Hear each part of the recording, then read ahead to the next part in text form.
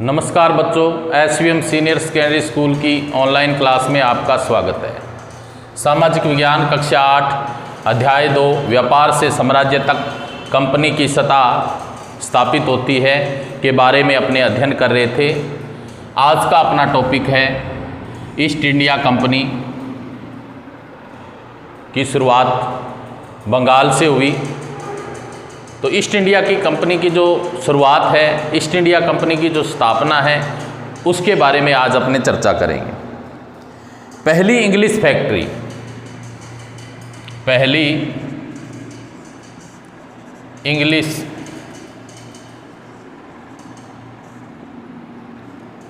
Factory 1651 ईस्वी में कहाँ? बंगाल में हुगली नदी है। बंगाल के अंदर क्या है?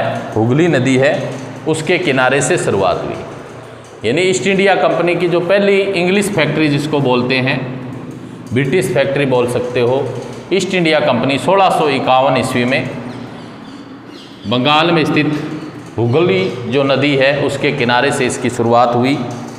कंपनी के व्यापारी यहीं से अपना काम चलाते थे। जो इसके व्यापारी होते थे यहीं से काम शुरू किया।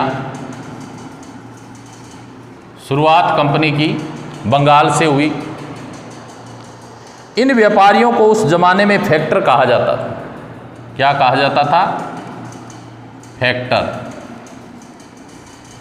इनको क्या कहा जाता था? फैक्टर कहा जाता था। इस फैक्ट्री में वेयर हाउस था। जो फैक्ट्री थी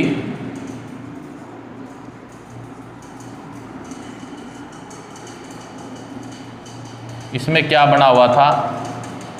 वेयर हाउस। क्या बना हुआ था?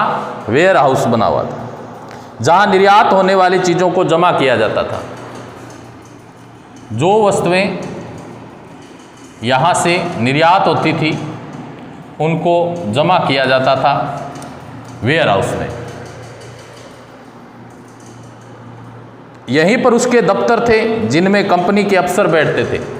यहीं पे सारे ईस्ट इंडिया कंपनी के जो दफ्तर हैं, ऑफिस हैं, वो बने हुए थे, जिनमें सारे ईस्ट इंडिया कंपनी के अफसर बैठा करते थे। जैसे जैसे व्यापार फैला, कंपनी ने सौदागरों और व्यापारियों को फैक्ट्री के आसपास आकर बसने के लिए प्रेरित किया। यानी इन्होंने जो फैक्ट्री स्थापित की, उस फैक्ट्री के इर्द गिर्द आसपास क्या है, जो भी व्यापारी थे, ठीक है, उनको बसने के लिए प्रेरित किया।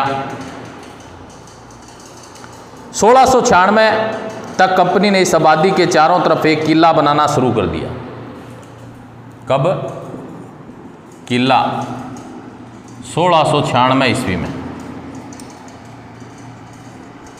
निर्माण शुरू किया। फैक्ट्री के आसपास एक दुर्ग बनाना, एक किला बनाना है, जो ब्रिटिश व्यापारियों ने शुरू किया। 2 साल बाद उसने मुगल अफसरों को रिश्वत देकर 3 गांव की जमींदारी खरीद ली। इनमें से एक गांव कालीकाता था। एक गांव का नाम क्या था?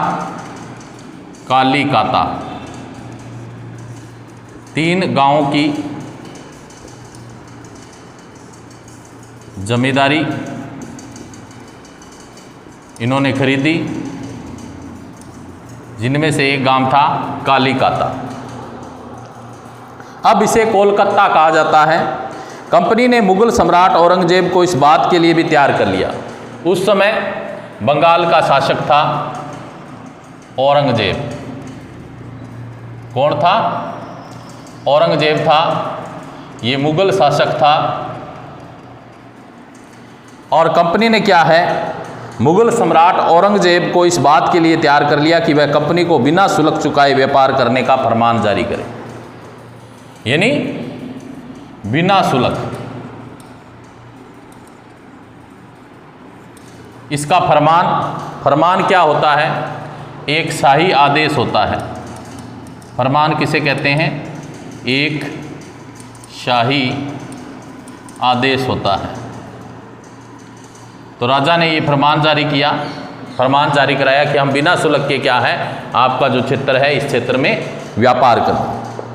कंपनी ज़्यादा से ज़्यादा रियायतें हासिल करने और पहले से मौजूद अधिकारों का ज़्यादा से ज़्यादा फ़ायदा उठाने में लगी हुई थी। उदाहरण के लिए औरंगजेब के फरमान से केवल कंपनी को ही शुल्क मुक्त व्यापार का अधिकार मिला था। कंपनी के जो अफसर निजी तौर पर व्यापार चलाते उन्हें यह छूट नहीं थी, लेकिन उन्होंने भी शुल्क चुकाने से इनकार कर दिया। इससे बंगाल में राजस्व वसूली बहुत कम हो गई। ऐसे में भला बंगाल के नवाब मुर्शिद कुली खां विरोध क्यों न करते। इसके बाद में जो बंगाल का नवाब था वो कौन था? मुर्शिद कुली खां। तो इसने क्या है वहाँ पे विरोध जाहिर किया। राजस्व वसूली बहुत कम हो गई। इसकी वजह से वहाँ का जो नवाब था मुर्शिद कुली खां, उसने क्या है वहाँ का जो विरोध था वो करना शुरू कर दिया। इसके बाद में कंपनी का वहाँ पे व्यापार शुरू हो गया। व्यापार से लेकर युद्ध तक अनेक युद्ध हुए। 18वीं सदी की शुरुआत में कंपनी और बंगाल के नवाबों का टकराव काफ़ी बढ़ गया। कब? 18वीं सदी में।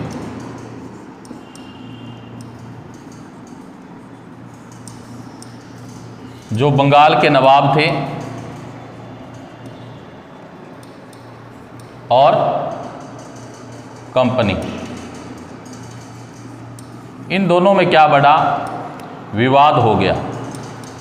टकराव है जो आपसी टकराव बढ़ने लगे।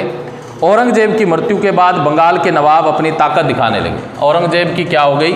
मृत्यु हो गई। इसके बाद जो नवाब थे, मुर्शिद कुली खां था, अन्य जो नवाब थे बंगाल के, ठीक है, तो वो क्या है इसका जो व्यापारी कंपनी था इसका विरोध करने लगे। उस समय दूसरी क्षेत्रीय ताकतों की स्थिति भी ऐसी ही थी। मुर्शिद कुली खां के बाद अली वर्दी खान और उसके बाद सिराजुद्दौला बंगाल के नवाब बने। इसके बाद में कौन? अली वर्दी खां। इसके बाद में सिराजुद्दौला।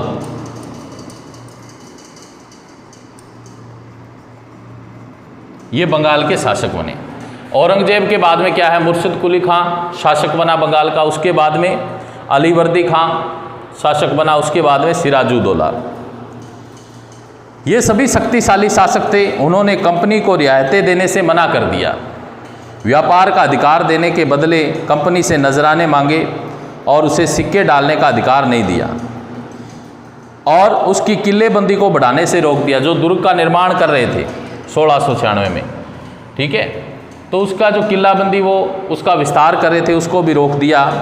कंपनी पर धोखाधड़ी का आरोप लगाते हुए उन्होंने दलील दी कि उसकी वजह से बंगाल सरकार की राजस्व वसूली कम होती जा रही है और नवाबों की ताकत कमज़ोर पड़ रही है। कंपनी टैक्स चुकाने को तैयार नहीं थी। उसके अफसरों ने अपमानजनक चिट्ठियां लिखी और नवाबों व उनके अधिकारियों को अपमानित करने का प्रयास किया। कंपनी का कहना था कि स्थानीय अधिकारियों की बेतुकी मांगों से कंपनी का व्यापार है जो तबाह हो रहा था। व्यापार तभी फल फूल सकता है जब सरकार शुल्क हटा ले। कंपनी को इस बात का भी यकीन था कि अपना व्यापार फैलाने के लिए उसे अपनी आबादी बढ़ानी होगी, गांव खरीदने होंगे और किलों का पुनर्निर्माण करना होगा। ये टकराव दिनों दिन गंभीर होते गए। अंततः इन टकरावों की परिणति प्लासी के युद्ध में बदल गई। प्लासी का युद्ध है जो हुआ। तो प्यारे बच्चों, आज हमने ईस्ट इंडिया कंपनी की जो बंगाल से शुरुआत हुई, उस समय बंगाल का जो शासक था वो मुग़ल शासक औरंगजेब था। पहली जो अंग्रेज़ों ने फैक्ट्री स्थापित की 1651 में हुगली नदी के किनारे से इसकी शुरुआत की। व्यापारियों ने काम शुरू किया। फैक्टर व्यापारी थे, उनको फैक्टर, और फैक्ट्री में वेयर हाउस बने हुए थे जहां निर्यात की जाने वाली वस्तुओं को जमा किया जाता था।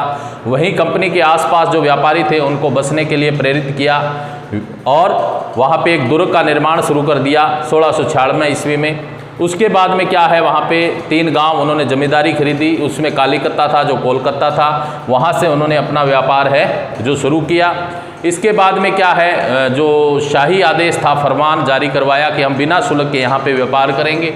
जिससे क्या है, बंगाल के जो शासक थे उनकी राजस्व वसूली कम होगी और आने वाले जो शासक थे उसमें मुर्शिद कुली खान ने क्या है उसका विरोध किया और अलीवर्दी खान ने, सिराजुद्दौला ने भी इसका विरोध किया। ठीक है, और कंपनियों पे क्या है प्रतिबंध लगाना शुरू कर दिया और इसका कंपनी, व्यापारिक कंपनी जो ब्रिटिश लोग थे उन्होंने इसका भरपूर विरोध किया। इसकी वजह से क्या हुआ, आपस में जो बंगाल के शासक थे और जो कंपनी थी ईस्ट इंडिया कंपनी, उनके बीच क्या है आपसी टकराव पैदा हो गए, जिसके कारण क्या है प्लासी का युद्ध होना स्वाभाविक हो गया, युद्ध में परिणित हो गया जो वातावरण था। इसके बाद में हम कल प्लासी युद्ध के बारे में चर्चा करेंगे। आज के लिए इतना ही, थैंक्स।